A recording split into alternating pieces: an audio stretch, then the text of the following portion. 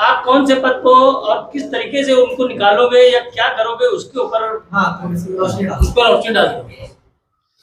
Samajwadi party का मैं महाराष्ट्र का जनरल सेक्रेटरी हूँ। अभी मेरे पास लेटर है।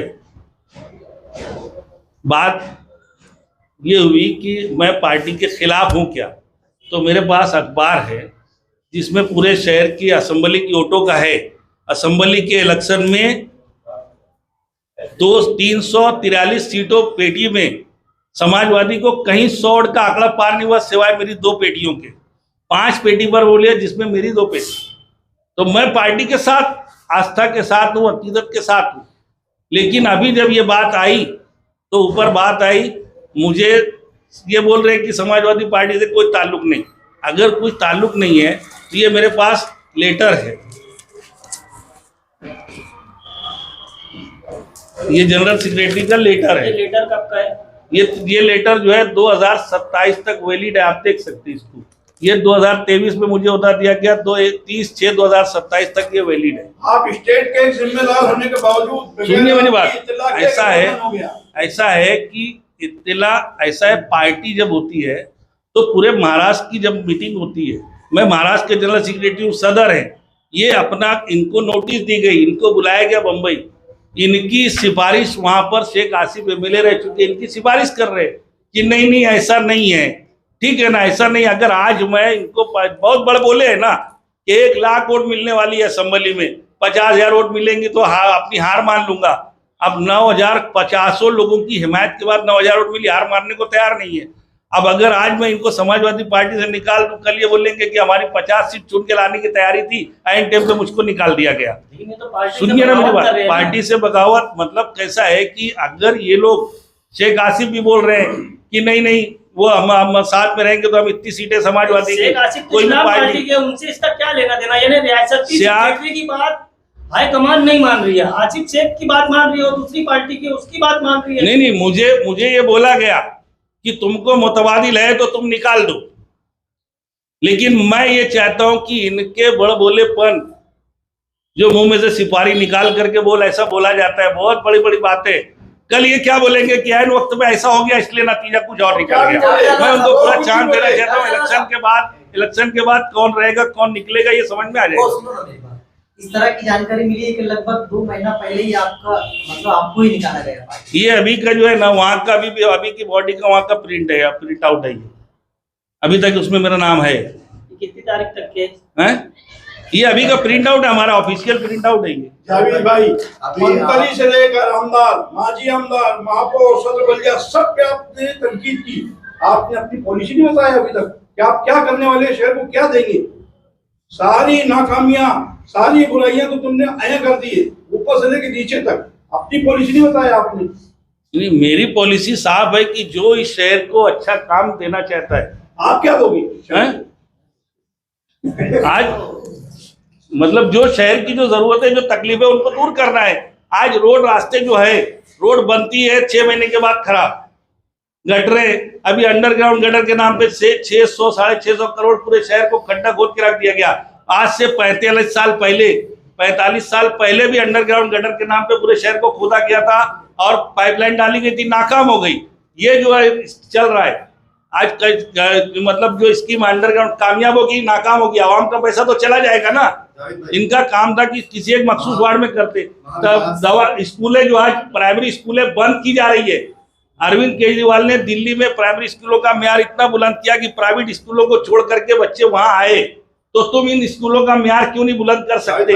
हम अच्छी तालीम का दवाखाने, वाडिया दवाखाना था, सटानोट दवाखाना कारपोरेशन चलाती थी, उसके अलावा मोहल्ले में कारपोरेशन दवाखाना चलाती थी, जो 15 पैसे वाले दवाखाने मशहूर थे। अगला सवाल ले लो।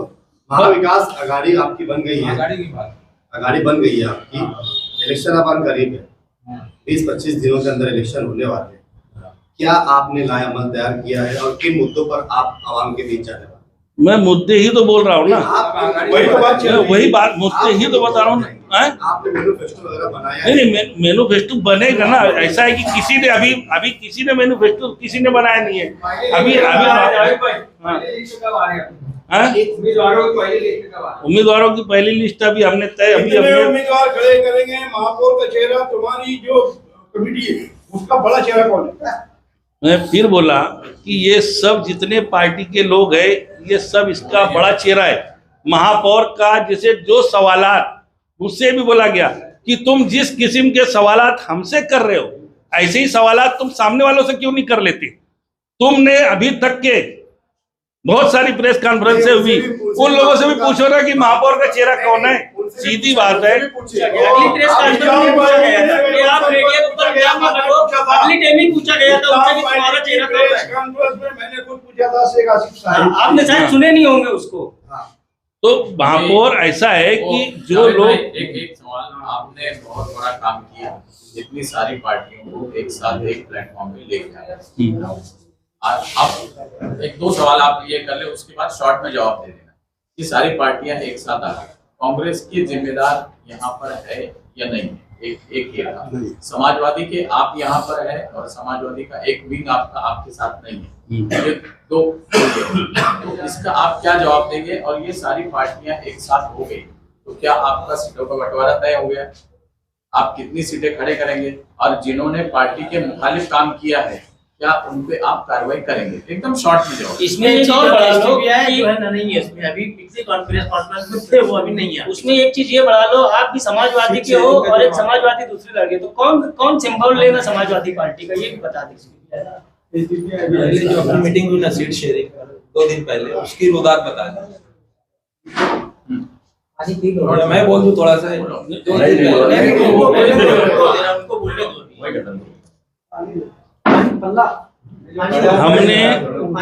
हमने तमाम पार्टियां, अगर सलीम रजवी साहब राष्ट्रवादी कांग्रेस के सदर हैं तो इनकी पार्टी की कारकर्दगी देख करके इनको ये ओहदा दिया गया है। अगर जहूर भाई जमजम ये बहुजन समाज पार्टी के सदर है तो इनकी कारकर्दगी देख करके, इनका चेहरा देख करके, ये सब चेहरे, और हमने इनकी पार्टी की पॉलिसी के तहत, इनके सिंबल के तहत लड़ने की बात की है। सीट शेयरिंग की बात ऐसी है कि अभी हर पार्टी के लोग अपने अपने उम्मीदवारों की, कौन कितने उम्मीदवार लड़ाएगा, अभी 2 दिन पहले जो हमारी मीटिंग हुई उसमें उन लोगों ने अपनी तादाद दी है। उम्मीदवारों के नाम अभी उन लोगों ने मतलब आज देने की बात है। उम्मीदवारों के नाम आने के बाद हम उसमें मवाजना करेंगे, हमारी कमेटी तय करेगी। जहां पर एक ही उम्मीदवार है, जैसे जहां पर कोई टकराव नहीं है, एक पैनल में 4 चाहिए, अगर 4 नाम आए हैं तो वो 4 फाइनल रहेंगे। लेकिन अगर कोई वहाँ 5वां नाम है तो किसको कम करना और किसको तरजीह देना, ये हमारी कमेटी के लोग देख करके, जायजा लेकर के तय करेंगे। 2-3 दिन के अंदर हम लोग पहली लिस्ट जारी कर देंगे और उसके बाद हम लोग आगे इलेक्शन लड़ेंगे।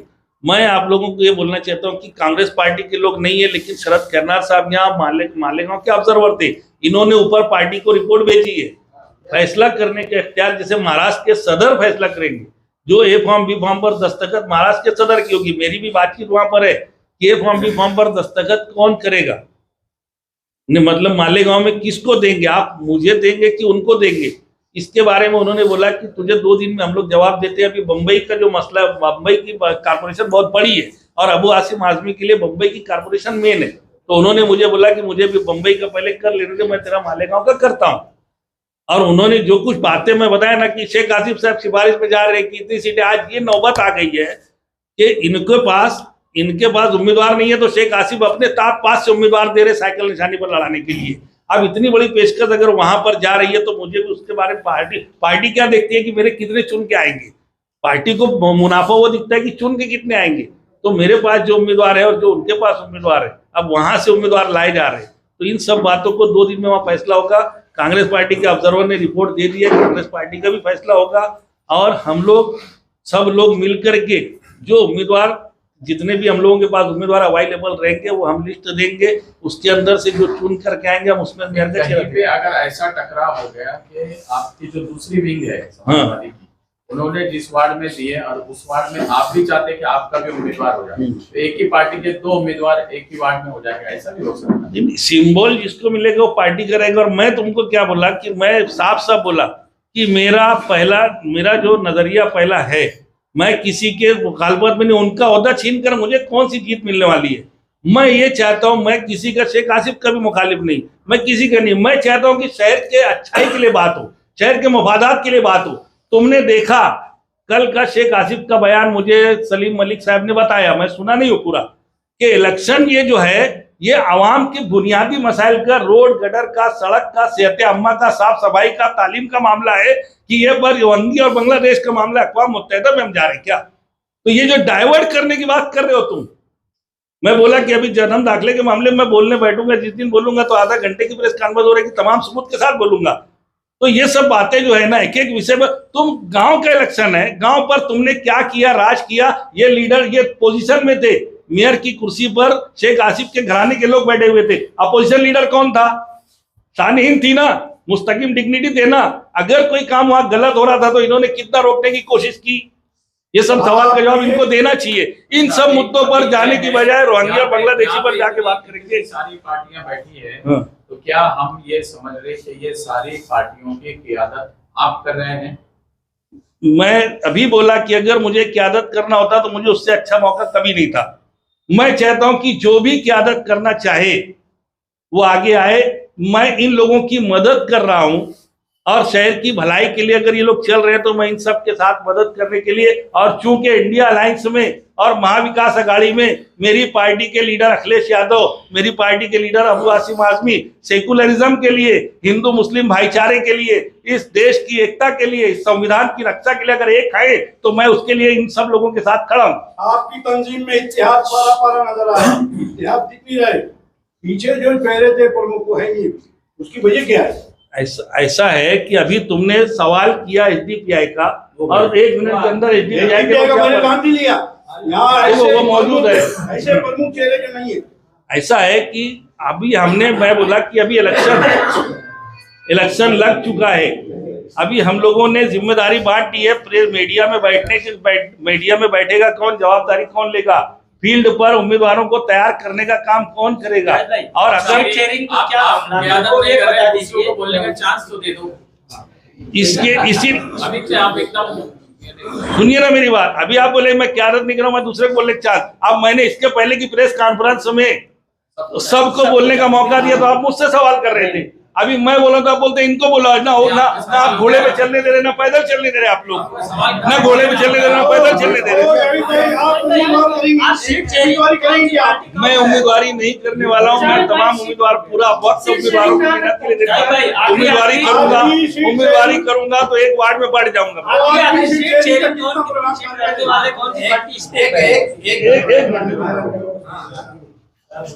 सीटों का मुतालबा हर पार्टी ने अपने अपने अंदाज से सीटों का मुतालबा हमारे सामने रख दिया है, लेकिन हमने उनको बोला है कि वार्ड नंबर और उम्मीदवार के नाम के साथ में वो आज रात तक देने वाले हैं। उसके बाद हम लोगों का जो भी रहेगा, हमारे में कोई इख्तिलाफ नहीं रहने वाला है।